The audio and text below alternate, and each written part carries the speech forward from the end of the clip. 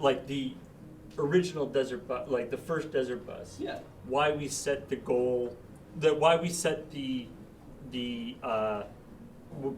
percentage increase at what we did. Yeah. Was that I made a little program that calculated out the percentage increase, the compounding interest for various percent numbers. Yeah. And we were like, okay, say we get like $5,000, which would be a very successful run. Yeah.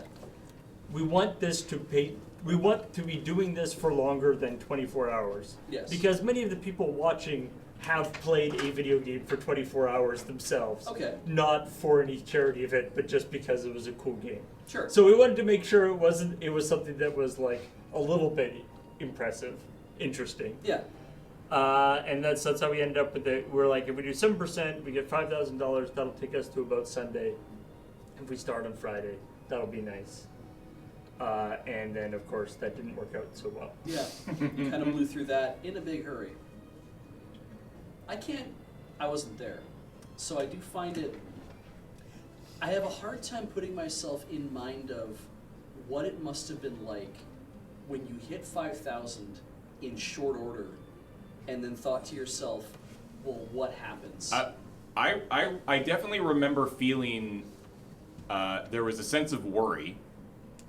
Because we had like jobs that we had to go to. That's the thing is that in 2007 nobody was doing any of this sort of thing full time, and we all had to go back to work on Monday, and we had also set it up so that shifts were 4 hours, right? So we had 4 drivers doing 4-hour shifts, which means you would do your 4 hours, then you would get up and walk away for 12.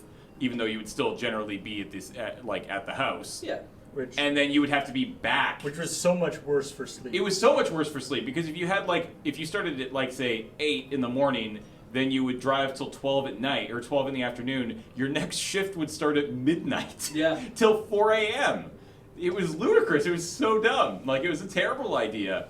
But we figured if it was just for the weekend, it would be fine. We were young. We were in our early 20s, and it was like, whatever, it's not a big deal. We can do this for a few days, and then we hit that 5,000 within the first few hours, and I think everybody was like, oh God, what are we gonna do? Like, if this pushes into the weekend, like the weekday, like we all have jobs. Like, was there like a weird humbling moment though of like, I can't believe the internet just gave us $5,000 in 12 hours to do this. That's the thing that's weird about Desert Bus, right? Is that the first year we surpassed our expectations so much that every year since that it's been like it's been like $75,000 here, right? Yeah. And we're not even 24 hours into this thing. Yeah.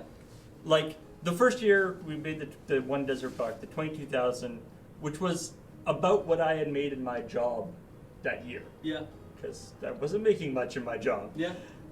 And it was like that.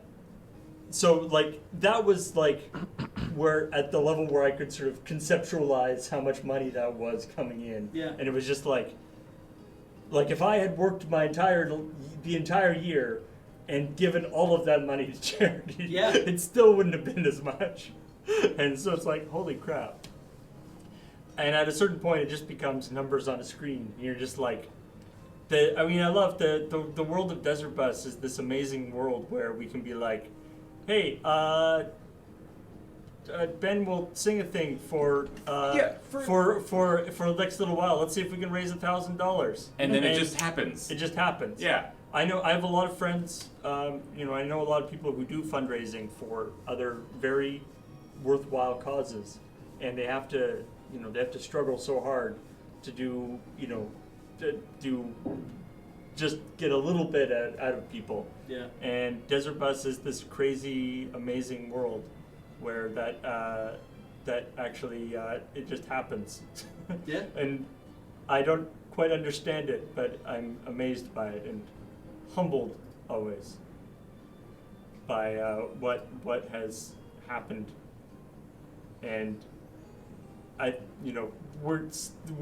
the stuff we've set up for Desert Bus is like part of that, but certainly it hasn't. It's not because of us.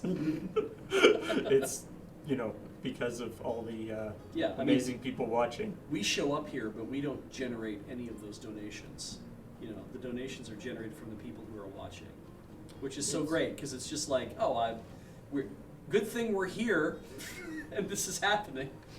If somebody, people do come to us and ask us about the charity drives and stuff, and there's not a lot of advice I can give. Because I don't really, it's the same thing with Loading Ready Run, right? Like we made a video of making fun of it, being like, this is how to do Loading Ready Run. And it was like, start in 6th grade and start doing stuff with a friend of yours. Like, we've only done this once. We can't really tell you how to do it again. Yeah, this is not really this is not a, come on, what do you call it? A a reproducible bug. Mm-hmm. It's not really franchisable in a normal way, but it's amazing. Dan, can I rotate a cushion to you? Yes. Because this is not the side cushion that should be over Yes, here. it is. Is it? Yes.